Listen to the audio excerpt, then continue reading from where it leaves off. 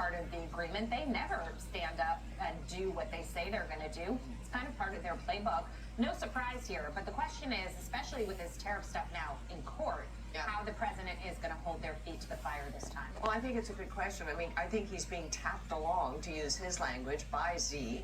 Xi is looking at this, what's going on in the courts. He's looking at public opinion in America, which is very anti-tariff. At least that's our news media, with the exception of some. Pretty beating up Trump about tariffs. But I think it's kind of important occasionally to go back to the beginning here. What is going on with China? They have been waging economic warfare against the United States for 20 or 30 years. They have stolen massive amounts of intellectual property, which goes on. They engage in corporate espionage. Something like 40% of American corporations have reported that China has hacked their intellectual property.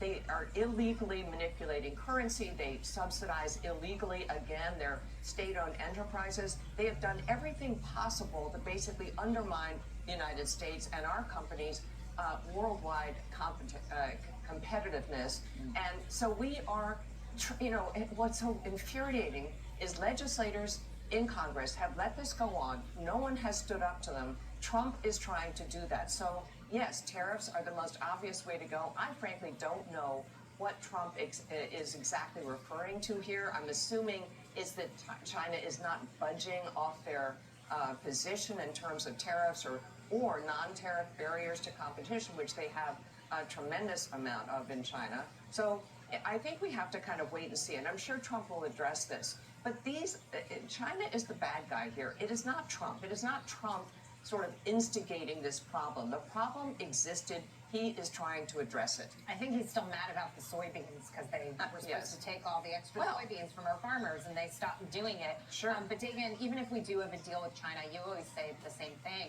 which is that you can't trust them. You can't trust them. And I prefer the harsh tone out of the president on China. Yeah. China is our adversary, and China needs to be treated as such. China needs to be iced out. We need to circle our trading partners around China and cut them off. China unleashed the COVID pandemic on the world, killing more than 1 million Americans, like 1.1 million Americans, and then unleashed the fentanyl pandemic on the United States, killing hundreds of thousands of Americans. How much more are we going to take from this communist nation that wants to destroy the United States of America? And so we buy all this garbage from China, including this, Tim Cook, made in China. So we're buying, we have no access into the Chinese market.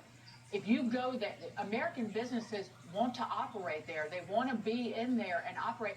We do not. If you go to China, I've said this before, I was talking to someone who was on a business trip recently. It is not like you're in the Western world. It is nighttime compared to, say, being in South Korea or in Tokyo or in Japan or any of the other developed nations. It is all Chinese tech. It is Chinese product. It is your credit cards don't work. Your payment systems don't work.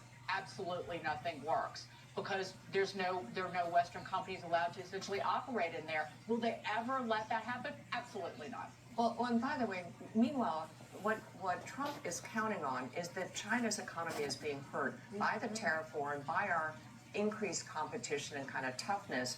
And it is. I mean, manufacturing's at a 16-year low. Retail consumer spending has been decelerating, and that's something they absolutely have to encourage in order to grow their economy. So right now, what's happening in the United States, we just saw the April numbers on personal income up 0.8%, more than twice at least what the expected level was. We are doing okay, and they are not. So it's a very good time to bring the war to China. They are looking for global economic dominance. That is what they want to achieve, and they're doing everything they can to get there. Even still, we can't totally decouple from them, right? Oh, we sure. are stuck sort of in bed with them. You too, Brian, wrote a song about it, with or without you. I can't live. Nice reference. I like the little Joshua tree for you there. I think a couple of things are interesting that Scott Bessent said. One, he said talks are stalled, okay? That tells the Chinese something. It tells them, we're just, whatever you're saying to us, whatever you're bringing, we're not happy with it, okay? The second thing he hinted at was that there was going to be maybe a phone call, maybe a meeting between President Trump and Xi. I don't know if Xi knows that, but I think what the president is trying to do here is